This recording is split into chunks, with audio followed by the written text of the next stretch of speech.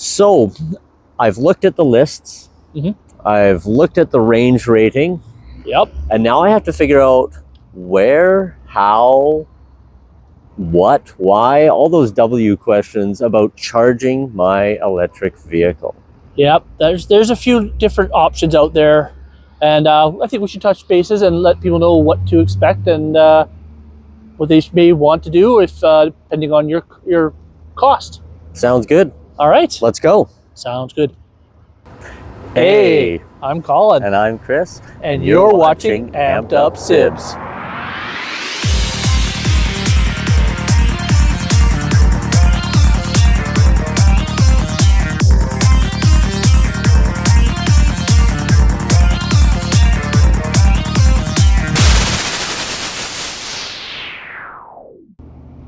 You know, it's getting a little cold when my coffee is starting to freeze. I think it's time to maybe refresh it or something. I don't think it's freezing yet. We're not at those temperatures, but coffee is cold. It's cold. I can't drink it anymore. Let's do this video and then we'll move on for a cup of coffee again. Sounds good to me. Level 1. Now that is a charge at home. It plugs into the 120 volt, so you'll get it with your car purchase. You get a cable with a little box built onto it that changes over from AC to DC. It uses what's called a J port into your vehicle, which is the plug in your vehicle. Mm-hmm. It charges at 1.3 to 2.4 kilowatts an hour. Mm-hmm. So, you get a 5 kilometer range after 1 hour charge approximately. To get 30 to 40 kilometers, it's about 8 hours charge. It is the slowest of them, unfortunately, but it's also the cheapest and most economical. So if your vehicle's going to sit for a few days, you could get your vehicle charged right up if it was, say, at 10% or something. Mm-hmm. Interesting. Yeah. So my work is about 75 kilometers away. That would not work for me. No, not if you have to charge it every day. You wouldn't get the proper. Yeah. No. So let's look at level 2. Okay. It's a special charger and a higher volt outlet, 240 volt outlet. Now, it can be directly wired into the main panel, and if I'm not mistaken, there's also a plug that you can get so you don't have to wire it directly. Yeah, Is that true? Yeah, it's similar to your household dryer 240 volt plug, but with a slight difference. That plug is not designed to run 8 hours straight. I don't think I've known anybody to run their dryer for 8 hours. Apparently, there's been a few stories that people have used that and it's melted or possibly caught on fire. So remember, when you're going with a 240 volt plug, make sure you get one that's designed to be charging for long periods for an EV. Okay. That's really good to know. Don't want your house burning down. No. That could be a problem. Okay, so it typically uses a J port, which is the same as level 1 charging. You're going to get about 40 kilometers per hour. So if you left it charging for 8 hours, that would be pretty much a full charge, wouldn't it? Yep, it would be a full charge. Now, one more really important thing is get a qualified electrician. If you're going to put it in, don't try and mess with things yourself, of course, unless you are a qualified electrician. Yeah. So that might work for me. Let's go to the next one. Okay, so that's level 3.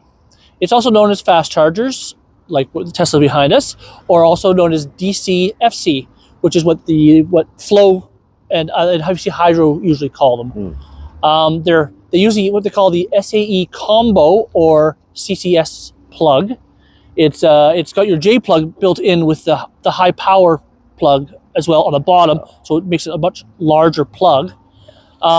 Those can charge anywhere from 25 to 350 kilowatts an hour. So depending on your vehicle, you could get a charge in 30 minutes, even down to 15 minutes, depending on the charging level and what your vehicle can handle. There is an exception to that plug. The Nissan Leaf. When it came out, they used what's called the CHAdeMO plug. Now, because Nissan Leaf and there's only a couple others that actually use the plug, it is being phased out. So for anybody who has a Leaf, there are adapters. We will talk about that a little later. But just so you know that if you buy a Leaf, you'll have to make sure that the charger you go to supplies you with the CHAdeMO plug if Okay, you the do not have correct the plug. adapter. Interesting. Also, one thing to know is with these higher watt chargers is if you have one of those short range vehicles like Mini? the Mini, you may not want to really charge them on these chargers because they're such a small battery pack. This high wattage in kilowatts can Overheat actually them. overwhelm the little battery because especially if you leave it too long, and it's not good, necessarily not good for it. So it's something to remember. And basically, it's it's Expensive? yeah, it can be expensive. So let's put this to perspective. If your vehicle is rated at only taking in 50 kilowatts an hour charge, because that's something you might want to remember. Some are rated for 50, some are rated for 150 or 250. So make sure you know what that is. But like take an example, BC Hydro, they have 50 and 100 kilowatt chargers here. And the 50 kilowatt chargers charge at 21.42 cents a kilowatt. The 100 kilowatt one does it 27.53 cents kilowatt. Ah, yes, cents. And if your vehicle, like the Mini again, The Mini.